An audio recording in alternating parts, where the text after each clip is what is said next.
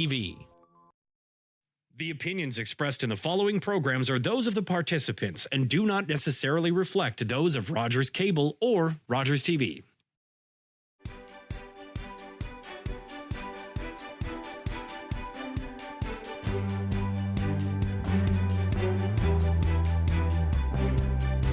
Hi, and welcome to Politically Speaking. I'm David Shearman.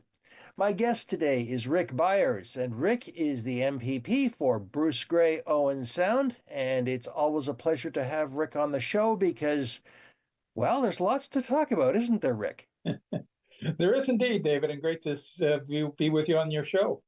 Yeah. Now, let's get the elephant out of the garden, so to speak, because you dropped a bit of a bombshell on the writing recently in indicating that you're not going to run for re-election in the next provincial election, which is expected as sometime in the future. All that's true, and yes, indeed, I did say that I was not going to seek re-election, whenever that is, and whether it's next year, the year after. I just wanted to let folks know in lots of time for that, and I'll be serving until that next election's called, to be clear. Mm-hmm. And so in that respect, nothing's changed. I'm committed to working hard until then. But there were really a few reasons. I took a look at my birth certificate and realized that having just turned 65, if I ran for re-election, I'd be working at this job in my 70s. And you know what? It's and relatedly, it's a lot of work, and it's a lot of stress too, to be quite honest. And I found that look, the agenda's heavy and whatnot, and so noodled that. And my dear wife Margot's had a few health issues emerge in the last year. So as we talked about it, we said, look, it's been a great privilege to have served Bruce-Grey-Owen Sound, and I will continue to serve until the election. But I want to open the opportunity up for someone else to be the PC candidate next time, and wanted to give lots of time to do that, to allow potential interested folks to come forward. So, I know it'll only be one term, but it's we really feel it's the right decision, and we're committed to do that. And as I said, I'm committed to working hard right up until the next election. So I look forward to doing that. Well, it's very interesting. You could say you looked at your birth certificate, and there's a lot of people that discovered that life begins at 65. I'm one of them. I'll be honest with you that I found that the last few years have been far more just, if not far more enriching. Mind you, I don't have to run back and forth to Toronto all the time. That's the commute's been nasty, I'm sure. Well, this is it, and we've got such a great community. I mean, I will say that I have so enjoyed going around to the events in Bruce-Grey-Owen Sound and seeing our beautiful community that we live in, but also really seeing people in action that make this spirit of community so strong in rural Ontario and in Grey Bruce. And that's been a great joy. And yeah, going down into the city ain't no picnic. Traffic's tough, and question period is what it is. But look, and I think the other thing, I mean, this job is all encompassing. Many days I've got events 7 days a week, and literally, and so your ability to do other things like travel or take some time is really restricted. And so I suppose that's a little selfish of me to want to do that at this stage in life, but that was part of it too, is that take advantage, as you say, of these golden years, because you never know how long. My father used to say to me, I'm one of three brothers, of boys and a sister, and he always used to say, there's never been a Byers man live to 70, boys, till enjoy yourselves. And sure enough, he was on a golf course just before his 67th birthday and never returned. So you know what? It's funny, for all these various reasons, who knows? But it really felt like the right decision. And like I said, I'm keen to give the opportunity to be PC candidate to someone else. And I'm confident there'll be a number of folks step forward to consider it. Yeah. Well, I was talking to someone at the Cobble Beach Concours d'Elegance recently, who was from Toronto, and he's actually a businessman from Hong Kong. And his comment about the traffic in Toronto is that Toronto traffic is worse than Hong Kong. Wow, there's something for you.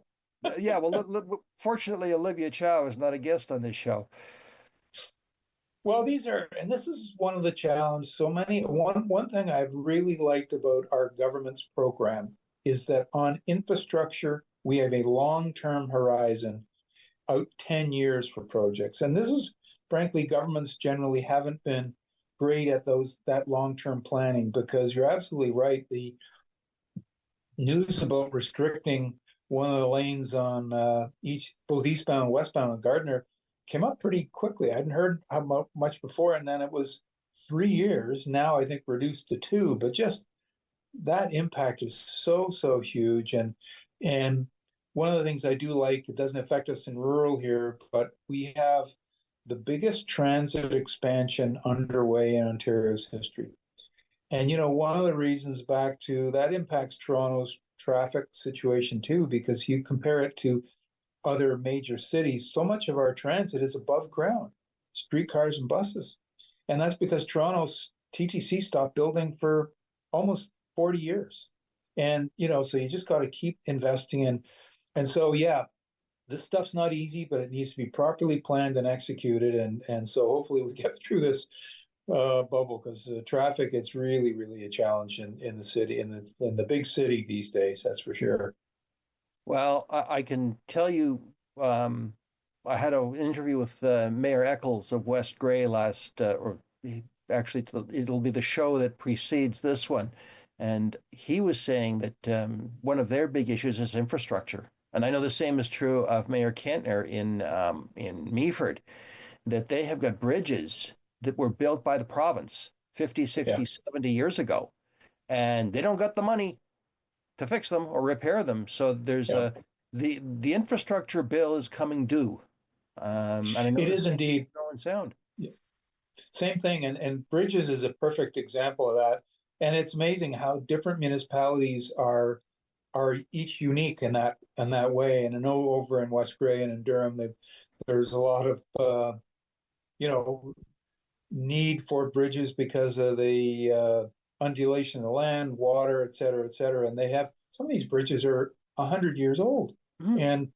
And we've increased the Ontario Community Infrastructure Fund in recent years. We've actually doubled that program for exactly this. But these are long-term assets, and it does take a while. But you're absolutely right. We got to keep doing as much as we can and more to help out the municipalities with these much-needed programs. Because when your bridges go out, that's a real problem for getting around, not only for people who live there, but their various businesses, agriculture, et cetera, et cetera. So it's a big ongoing need for sure. Well, we shall see what happens. It's one of those things that well, the infrastructure bill has to be paid, but whether we pay it in big lump sums or installments, hey, there's an election coming allegedly. Imagine that. Imagine Who that. knows whether that'll generate any new announcements, but it's something that we'll keep working on. And bridges are an example.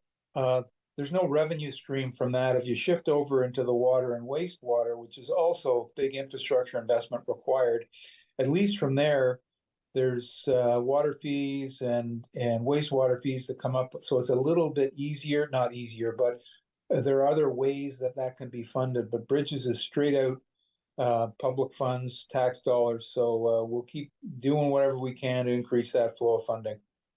For sure, for sure. I many years ago, when I lived in New Brunswick, a newspaper editor said that they always knew there was a provincial election coming. Same was true in Quebec, actually. The paving machines appeared. So, so they haven't appeared yet. So I think we're safe for a little bit. Exactly. That's a good sign. I'll try and find out when they're going to start to run. Announce it the day that the writ has dropped for sure. Yeah. For sure. Yeah. Let's move on to hospitals and emergency care. First of all, there was increased money for land ambulance services for both Gray and Bruce announced. Yes, and that was great to have that funding announced recently because the counties run the ambulance service and have for a while, and this is, healthcare is an integrated service, and to have efficient ambulatory service again in our rural communities is such a big need because you want to make sure people are getting access to care as quick as they can in cases of urgent need. And so these services do a great job. We're pleased to announce that funding. I think it was about $16 million in total, which was great to ensure that these services keep going for the Grey Bruce community. Mm-hmm. Well, I know that land ambulance is continuously both growing and in need of rebuilding because, for example, Durham has their land ambulance station has reached end of life, and they've got to build a new ambulance station, and they are right next to the police station. And I know that, and I've had this conversation with Kevin McNabb, who's the director.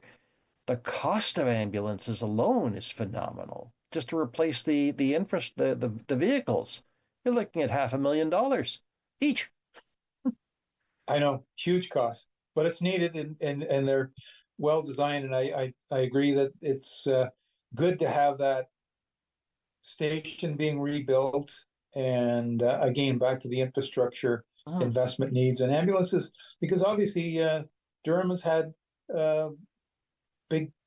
frankly, the biggest issue that I've faced is the ongoing operational issues related to a hospital in Durham, with the 10 inpatient beds having been moved out because of staffing constraints with South Bruce-Grey Health Center. And that has a ripple effect, including on the ambulatory system and on and on. So it's great to see that investment.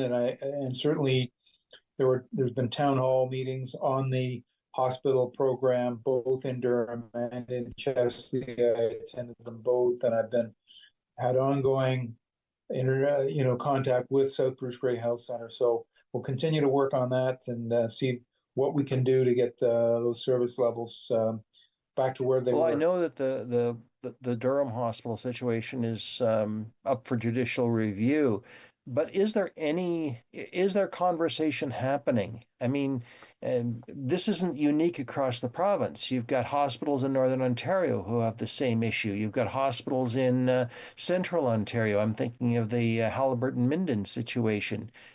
Eastern Ontario, Alexandria, I believe, and is this issue going to be addressed by the province? Because I know the impact it's had on Durham.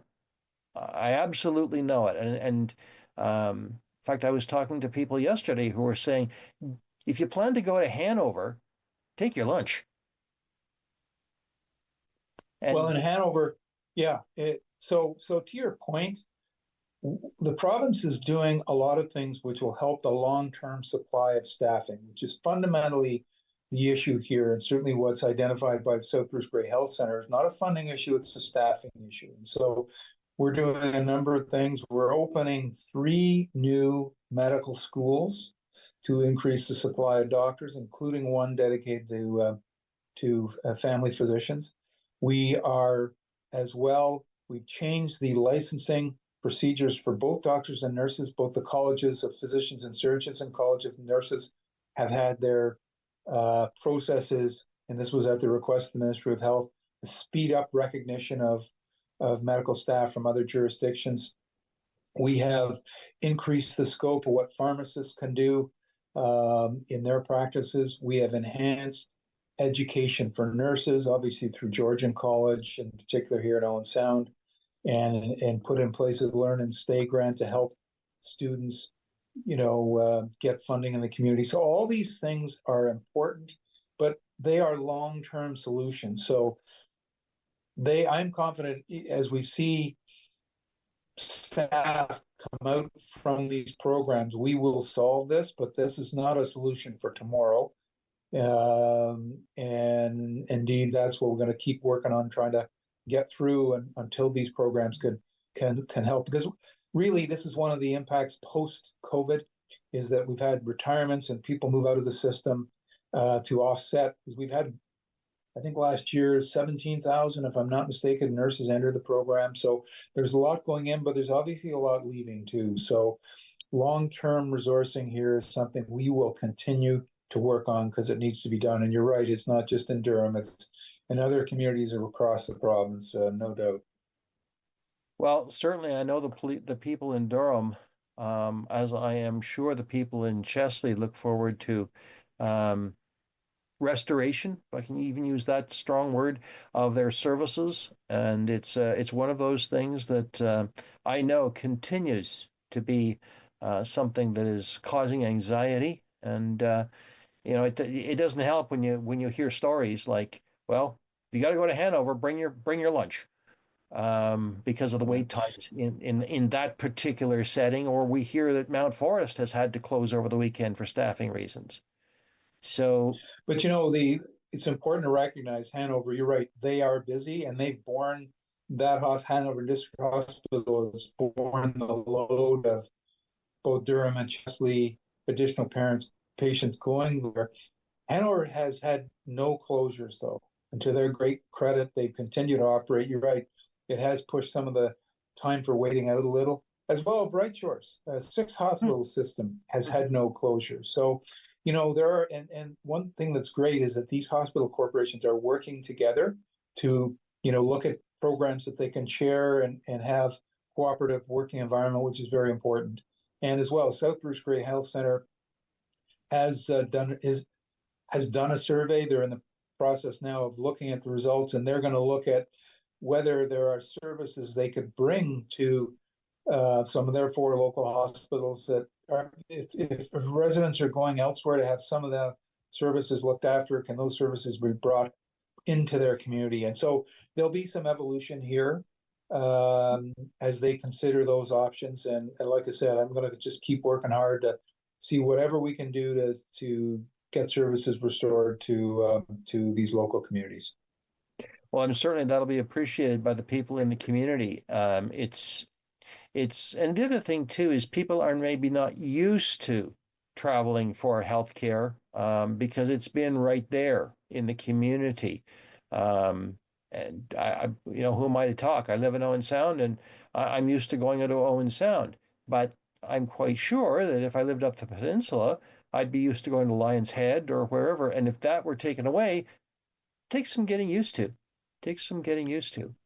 So sure does, and it's the change in service delivery that's caused the big impact, and so we get that, we understand that, and that's why we'll continue to work on it. At the same time, we've had great news in the opening of the Markdale Hospital. It's added to the service level in the region. So we'll continue to work, but I'm very focused on Durham and Chesley and helping out South Bruce-Grey Health Center in whatever we can do. I also noticed that there were infrastructure grants for the hospitals as well, for Hanover, for Bright Shores, and for South Bruce-Grey. And those are simply for systemic improvements, infrastructure improvements in the hospital, I take it? That's right, exactly. And so for equipment that needs to be renewed, replaced, maintained, it was good to have that funding stream for all the hospital organizations. And, that's in addition to the operating revenue that they do get, is dedicated funding for infrastructure, which needs to happen. Again, these are big physical investments in buildings and the various other related infrastructure elements that needs to be there to keep their operations intact. So we were pleased to have those commitments out recently for our hospital corporations. Good. And we often don't see those infrastructure changes unless you go to the hospital regularly or you are in the hospital for some long-term care or something.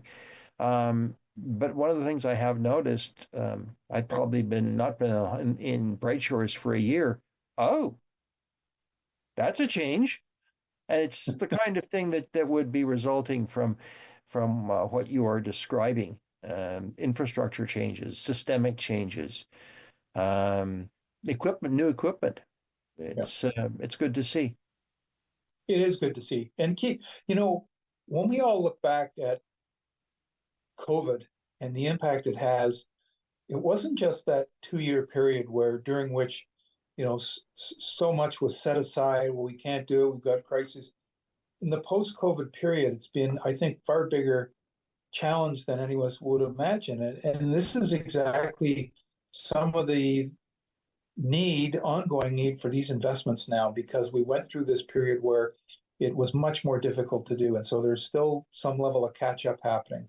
And it is great, as you say, when you go in and see these changes, the investments, the improvements that have been made, it's great. And that needs to keep going because the infrastructure, very, very big part of our healthcare system. And we've been talking about the hospital network. Of course, we have the primary care network in the regions as well, with the various providers, family health teams, and home and community support services, and on and on and on. So we need to just keep investing and keep doing whatever we can to give folks in our community the healthcare they deserve. Sure, sure. And it's anything on the mental health front.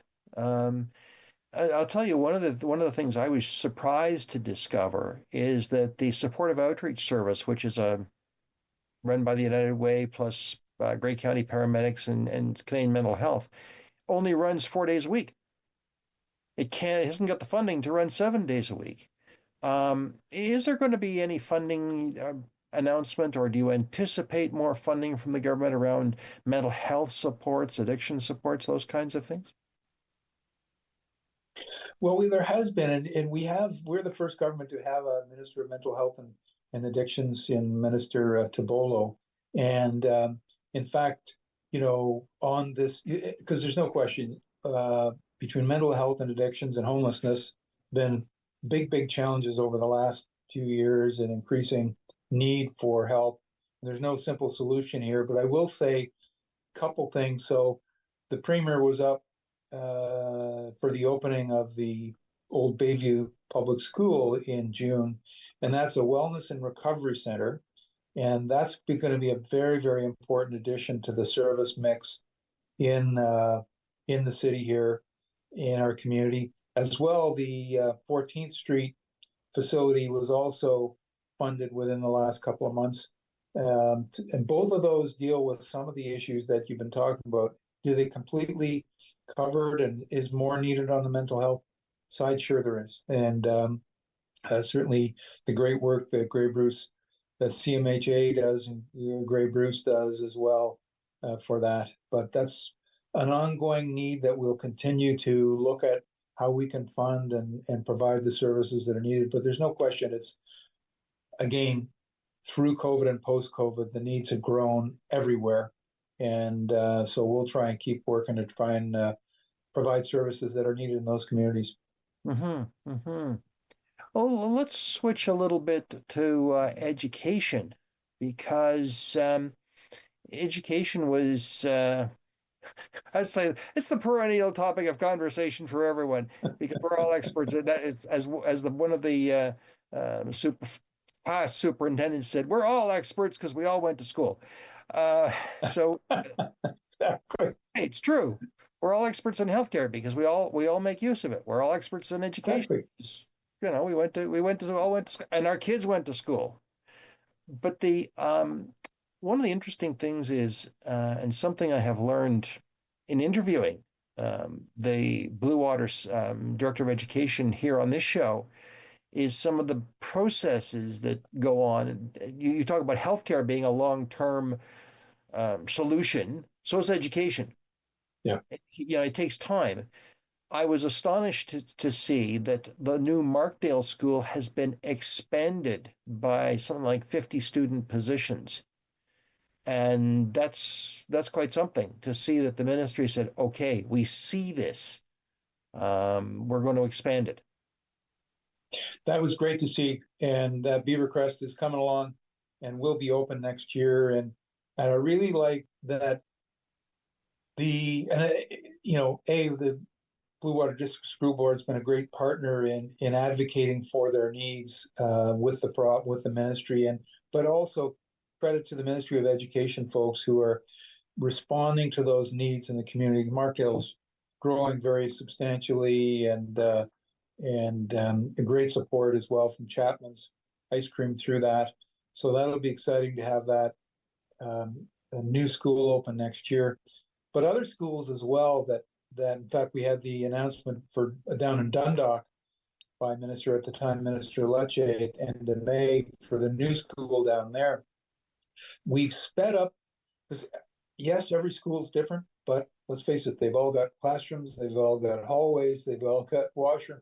So we've increased, we've shortened, we've really cut in half the construction period for schools from start to finish, and from 4 years to 2. So that's another important part, because the announcement, by the time you turn the sod, well, all that matters is when it's open. So, but great of you to recognize the expanded capacity in the Markdale facility that was done, while it's being built, and recognize the needs of the community. And it's great to have. Looking forward to that being open. Well, I know that we've had the conversation. I've had the conversation with the Blue Water Board about the situation in Dundalk and High Point School, because that area has just exploded in terms of population. Yeah. I'm sure you see that every day or every time you drive down to Queen's Park, and the mayor has mentioned it as well, that hey, they've got their own McDonald's, but it's changed.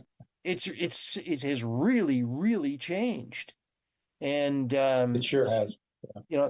This is we're just kind of waiting for this in Owen Sound. Well, I mean, Dundalk, it has, as you say, exploded that community, and it's and listen, community's been very patient because their schools were, I don't know, 150% capacity, whatever, very, very big. And so the need and municipal council there was, had been advocating, and really appreciate their ongoing advocacy. So it was great to have that school announced, because that community, there's a lot though that from Dundalk that actually are not necessarily working in the region, but they're commuting down to different whether it's Alliston or Brampton or whatever, I understand. So that's a part of it too, but we want to make sure those kids have opportunity to get educated. So it was really great news to announce that school down there and try and meet some of the demand, and every region has those needs, including Owen Sound. So but good to have these announcements out there and get that construction going. Absolutely. Well, Rick, we're going to take a quick break because somebody's got to talk about something, not this. And we'll come back. So, friends, I'm David Shearman. This is Politically Speaking, and we'll be right back.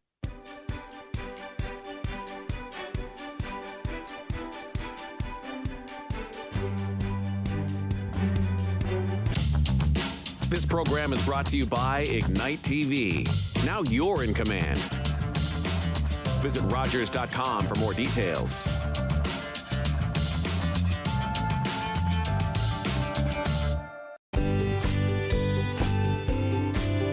You're watching Rogers TV. I was born and raised in Musqueam First Nation territory by my mother, who spoke Hunkaminam to me. As a child, I ceased using my mother tongue, as to use any language other than English was considered not being Canadian, so I was told. The old people came to me in a dream and reminded me of who I am and where I come from. I have reawakened. My roots are strong, and I'm no longer a silent speaker. My language tells me where I'm from. It defines me and guides me to teach others to learn and understand our culture and traditions. A gift for those in the present and the unborn generations. What was lost is found. What was asleep has awakened. My blood is here, and I am complete. I have returned home.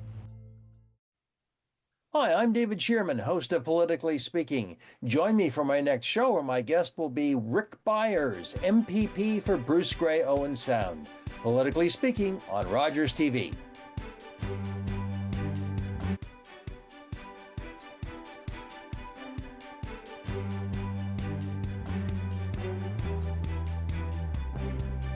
Hi, and welcome back to Politically Speaking. I'm David Shearman. My guest today is Rick Byers, who is the MPP for Bruce-Grey-Owen Sound. And we're having quite the conversation about just about everything. But hey, let's talk about some good news for you, or for the party, and that is that Tyler Alsop won the riding of Bay of Quinte. And that's hot news because we're taping it on the morning after the night before. Did you stay up and watch the results, Rick? I did not. I looked for the news this morning and was pleased to see Tyler won, I think by about a couple thousand votes. So it was, it was a close race and expected to be. I think you had strong candidates all around there. And look, it's by-elections are always a challenge for the incumbent party.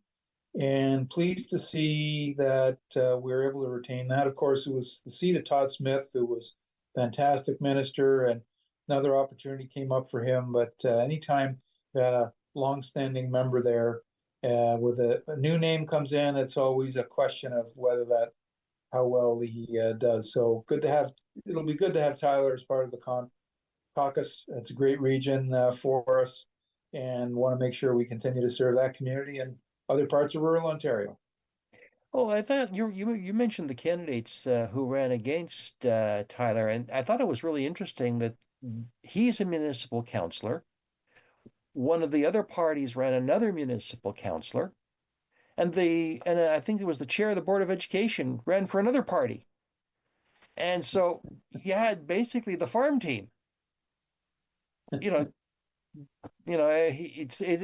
like AAA. And one of them got called up. Well, it's great to see. I will say, and the premier mentions this, people who have political experience are great candidates because they have a sense of what they're getting into and have had involvement and knowledge of the issues that they bring to bear. As well, they've got teams of supporters that they can mobilize quickly. And as I said, and I think most importantly, is they already have some knowledge of the issues, because the interaction of municipal and provincial governments is huge. And I see that. And both levels really operate programs. Federal government, much less so. They're more of a funding stream. But at municipal and provincial levels, you have governments that are operators of the services that are needed in those communities. So having people with experience there, we have a huge number of former municipal councillors in our caucus, and that's great because of all those reasons, their knowledge of the programs and willingness to step right in. So it's good to see another municipal councillor joining the team. Well, when you think about it, Rick, you said something quite important there, that whose name is on the highway signs? Province of Ontario. Whose name is on the road? County. Whose name is on the street? The municipality. Who does the snow plowing? Who does the garbage pickup? Who keeps the water systems? It's the lower tiers of government. Okay, in this riding, we've got the Canadian Armed Forces is very much a part of the community of Meaford. And we do have the Coast Guard and NAV Canada, but they're kind of niche specialty things. Although I must say, we also have in this riding Indigenous Affairs Canada. So those are the federal loops or federal groups that work in this riding in Bruce-Grey-Owen Sound. But the one that is closest, the level of government that is closest to the the people, I guess, has to be the municipal government. It is indeed, and you know, the services they deliver are very, very relevant to the day-to-day lives of their constituents. So it's great to have that experience, and so, you know, we value it. I think that, you know, we were talking earlier about the homelessness and mental health and addiction challenges. There's a problem. There's no neat silo for that. There's no one, you know, it's a multi governments across the spectrum need to try and work together to solve that challenge. And some of the other problems, housing, same way, all three levels of government involved. But some of these services that are much more directly one level or the other are mostly at the provincial and municipal level. So it's great to have that experience, working knowledge of these programs. And who knows? I mean, you know, one of the issues that often comes up is the financing arrangements, if you will. Do they make sense as between the province and the municipalities? And I think that's one topic that both sides can sit down and have thoughtful discussion about. And in fact, Minister Lisa Thompson, Minister of Rural Affairs, just recently had a meeting with many of the municipal levels, and it was a great conversation. I think there were 5 or 6 municipal governments there, Minister Thompson, myself, Matt Ray, all there to hear and have a good practical discussion about trying to solve problems together. Because none of these things are easy. If the problems were easy, they would have been fixed. But it's good. I was really, really pleased to see that meeting take place and have a good, thoughtful input from all around the table. Mm-hmm. Because we all have to work together. That's a given. Do you find that there are different lenses that you've sat at these tables on many occasions, I'm sure. Do you find that there are different lenses depending on where people come from? Yeah, there are, and that's great to hear them, because one of the great challenges, and again, I wasn't in municipal politics and whatever, so learning curve.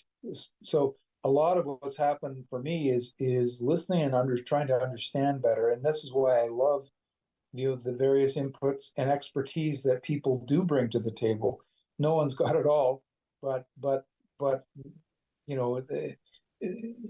people who have done specific service, focused on specific service levels, bring that expertise to the meeting and share it. And people say, hadn't understand that until you mention it that way. That's very good to hear, because that has an impact on what we're trying to do over here. So again, so much of I will say what was great about that, it was, again, a calm discussion, where everyone was just, sharing their input. So much of the world these days is, with social media and this and that, and loud and vocal and divisive and whatnot. So, hey, that's the world we're in. That's fine, but doesn't always help to solve problems. And so I think whenever we can have the confidence to share solutions with others, that just only helps everybody trying to get to the next level. Do you find that in those conversations where basically you're sitting around a table and having those open conversations, that the level of not rage but anger you're able to reduce the temperature in the room, as the expression goes? Yeah, and I think that Minister Thompson did a great job of setting the tone there, and kind of says, "Hey, here, folks, we're here to listen, and so we get your political points, but you're welcome to make them. But let's talk about the policy issues. Let's talk about solutions, because even though, we may have differences with others, be they partisan or otherwise, there is some level of agreement that we all have. And I think, if we can start by finding that level of agreement and then say, okay, how can we bridge the difference here, and what are the options or solutions that are available? And I think that creates a whole other tone that's focused on getting outcomes. Because debates themselves they may be entertaining and whatnot, but the debate itself doesn't solve the problem. What solves the problem is identifying options and moving forward with those. And that's what I'm very encouraged to see, that kind of atmosphere happening. As opposed to, dare I say it, question period. Dare I say it? Gee, I can hardly wait. It's only a month before the sheer joy of question period. Don't feel bad. Don't feel bad. I mean, I asked the same question of Alex Ruff, just the week before he went back into the House. So, he had about the same feeling. So he's, it comes with politicians. Fortunately, municipal Yes. politicians don't have a question period, or they have public questions, but not like there are no parties and no oppositions, we hope. So anyway, it's an interesting, very interesting dynamic that we find ourselves in, which kind of leads me to speaking of cooperation. There was a little bit of a say what at the last Owen Sound Council meeting, where it was announced that the city had received funding for a water system connection, which will enable 700 apartment units to be built on East Bay Shore Road, and sometimes called Skydev. And it was a provincial grant that one of the staff kind of noted, and it was received. And the mayor told a kind of a funny story. He said, he was at AMO, the Association of Municipalities of Ontario, and this had been announced. And he had politicians coming up to him saying, "We envy you. How'd you get that? How'd you get that?" And he properly praised staff for keeping their eyes open. And the director of public works and transportation said, "Yeah, we just watched for it." So it was good to see. Well, it is great to see, and it's a great point to make, because look, again, back to the relationship between municipalities and the province. There are just hundreds of different programs that go to support all these initiatives, and to have staff at the municipalities being aware of them and mindful of them and make sure the municipal government's applying is fantastic. And can't always get them, even when the funding's applied for, but it's great to see it when it has, because that kind of investment is what gets housing built. It's the first step needed, and so it's great to see it happening, and we just need to keep doing that, and because there continues to be housing challenges for so many, and so it was great to see that investment for Owen Sound. Absolutely, and it's I suspect it'll be a year before we'll start. We will actually, it won't be in this construction year. Obviously, it's too late in the year, but the director did indicate it would be next year, and that will free up that will produce your water supply and sewers for a very large housing development. And speaking of funding, your minister had a very interesting announcement yesterday, the day before we were taping this show, which was that the budget is almost balanced. Because we had higher than expected revenues, and things are looking good. He was in a good mood. He was, and it's great to see the fiscal year ended with a balance. I think we had a teeny tiny surplus, because it has been, the pressures there have been ongoing. And listen, the fiscal year we're in currently, we will be running a deficit again, but it's good to have those numbers out. And as well, we had a clean audit opinion, which for accountants like me, who started my career in accounting, that's a clean audit opinion is really next to Christmas, one of the great things in life. But the government's had 7 in a row, and that's an important part of it too, is that making sure that the books are well managed. So that's good news. I mean, look, obviously, all the things we're talking about, and I've seen this firsthand, and the spending requests that come in are constant. And to be honest, I mean, none of them are bad. People are always coming forward with you can see the legitimate needs of the program, but they just can't all be funded. So that's one of the really challenging jobs of government, is to make those choices. move forward with the ones, as many as you can, but be mindful of the amount you're spending. Because let's face it, the debt we have on the books for the province of Ontario gets passed down to our kids and their to our kids and their kids in the future. And so we've got to be responsible stewards for them. And so again, great to see those numbers come out yesterday for the fiscal year ended March 31st, 2024. A couple of points I wanted to ask you about, Rick. You mentioned a clean audit, and one of the ways that governments do financing, and this has been your career, so I know I'm talking to someone who's very knowledgeable about this stuff, is that it issues debt. The government issues debt in the market, and the market then purchases the government bonds. What impact does that clean audit report have on the market, the people who will buy government bonds? Do they like to see that kind of thing? They want to get the sense and the comfort that the bonds they're buying are from a jurisdiction that's well managed, because, some of these bonds are long-term, 30 years.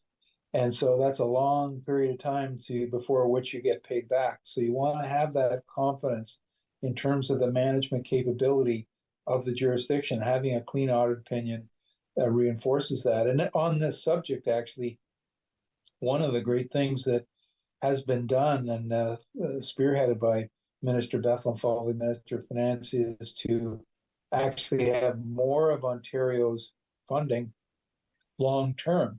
And he did that over the last few years when the interest rates for long-term borrowing were very low.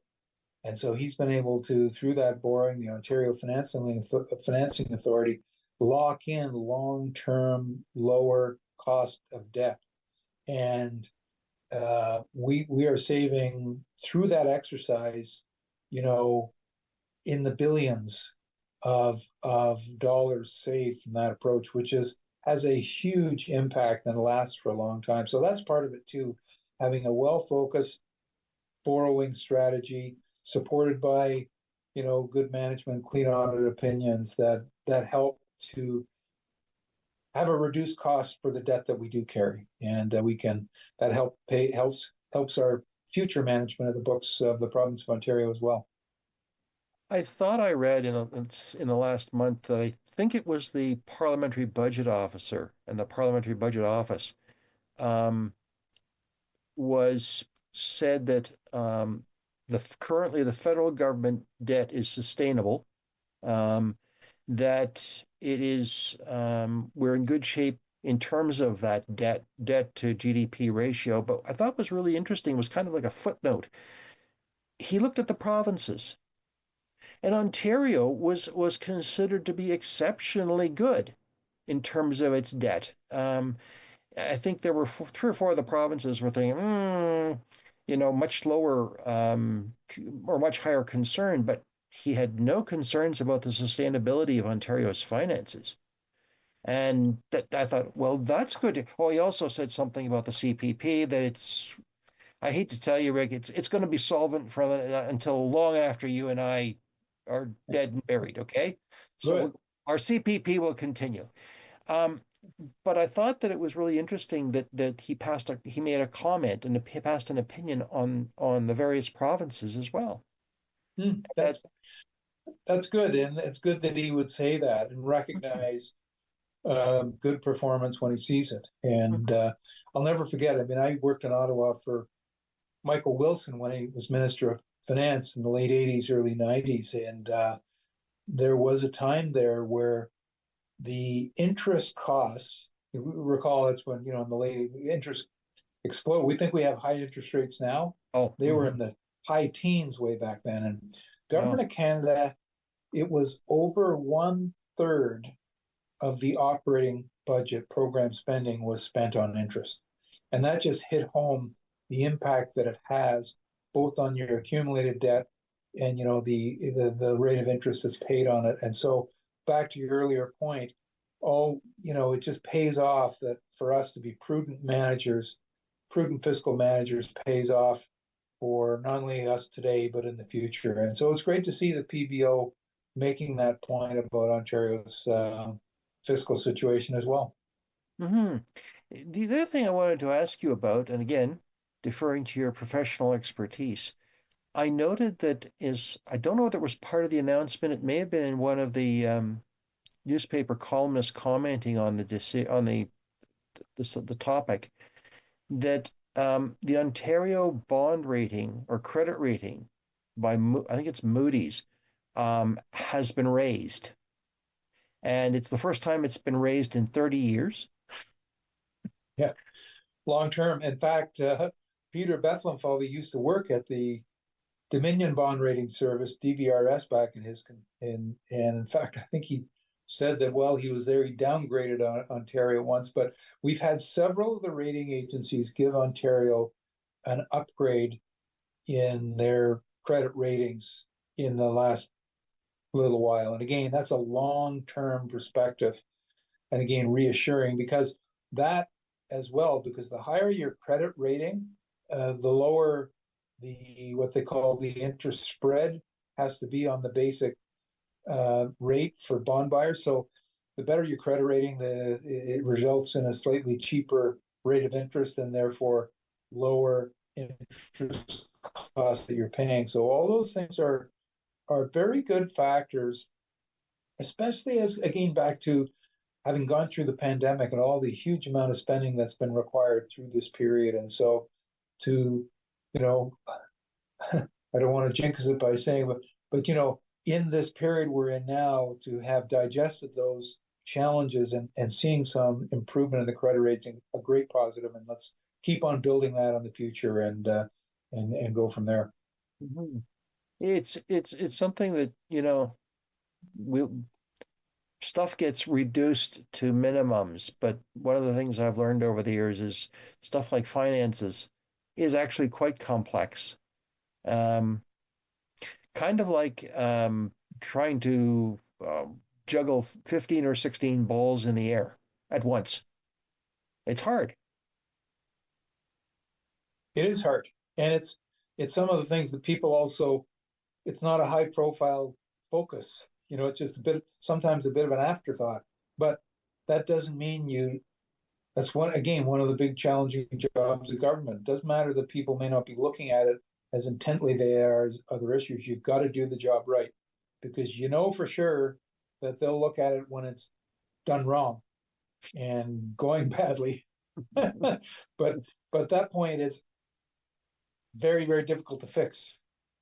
And so better just to so important to have ongoing good management, so that knock on wood, that you don't get into those really tough fiscal environments. Because when you do, again, back in the 90s,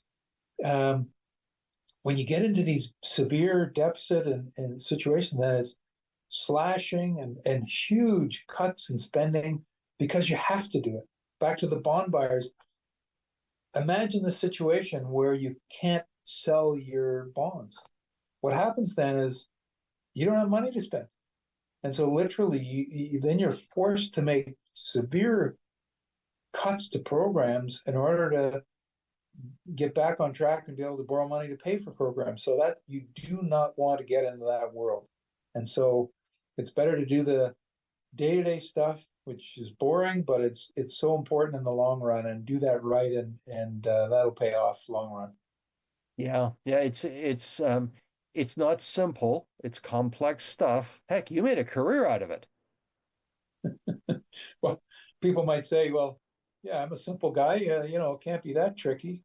but it's yeah, it is. It is complicated. And again, having seen it now in government the last few years, that it's internally, because all these spending programs, whether it's a finance or they go through Treasury Board, they have to be approved and explained. And, the questions are, do you need to do this program? Are there ways you can find money in your own ministry to fund it? Or other programs that aren't going as well that you could trade off? And that's, challenging work, but needs to be done. It's the fundamental kind of workings of the financial side of government. Sure. We've got about 4 minutes left. I just wanted to ask you, what do we have to look forward to this fall? Well, we're going to continue to see some of the investments that we want to continue to make. Some of these announcements that you mentioned earlier on will have more focus on the housing industry for sure, because that's something we need to keep working on to ensure the housing availability and affordability improves for Ontarians. We're going to see ongoing focus on healthcare, and for all the reasons we were talking about earlier, to make sure we can continue to do what we can to make sure the system is available for Ontarians. And we'll see how the economy performs. And we've had interest rates starting to come down, which is encouraging. Hopefully that'll spur more economic activity, and that'll be part of our programs as well. So a whole range of things, education, lots of measures there, and so lots of initiatives that'll come forward. We're not back in the House till the third week in October after Thanksgiving. So it'll be a busy fall, and lots of work at committees and whatnot, late night sittings and everything. But it's important work that's got to be done, and we're looking forward to doing it. I think there was a reference to a November financial statement as well. Well, in the fall, that's right. There's the fall economic statement, and that's typically in November. So that's the 6-month report. So that'll be an update of public accounts that came out for the year, but it's really now let's have a mid-year report on how the finances are doing.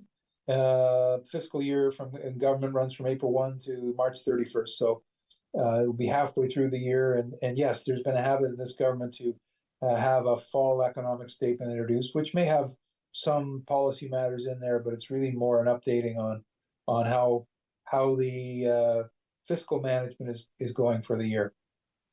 Well, that is something we will just have to wait on, because it's going to be an interesting and I'm quite sure exciting fall session at Queen's Park. Now, do you have your Teflon overcoat and asbestos shorts ready? Because that way the manure don't stick and the flames don't hurt. Yeah, that's maybe one of the problems. The Teflon was not thick enough. I gotta go back, and it's good reminder. But it is what it is, and I think what I like about our team is we're focused on getting things done. Truly, that's much more than a slogan. It's a way we work, and focus on getting outcomes and really truly trying to work and make things better. Are we perfect? No, that's for sure. But we've also had the strength and humility, frankly, to turn things back when they haven't worked out. And I think that's an important part of our culture too. So looking forward to seeing the folks again and focusing on getting things done and making things better for our community and for the province. Well, thank you, Rick Byers. We will talk again. And friends, I'm David Shearman. Yeah, we'll see you next week.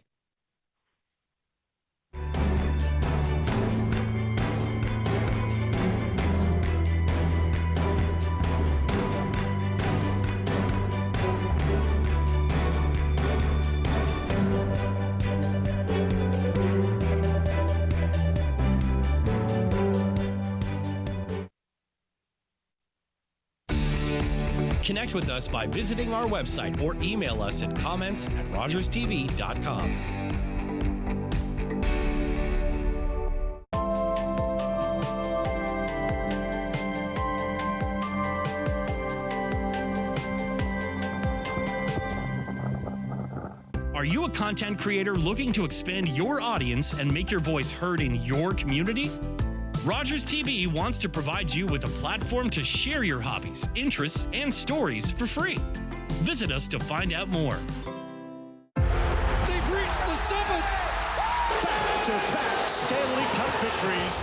Greatness. And a new legacy begins! Absolutely amazing. It has happened in Vegas. It's not a destination. And lightning has struck twice. It is a continuous journey.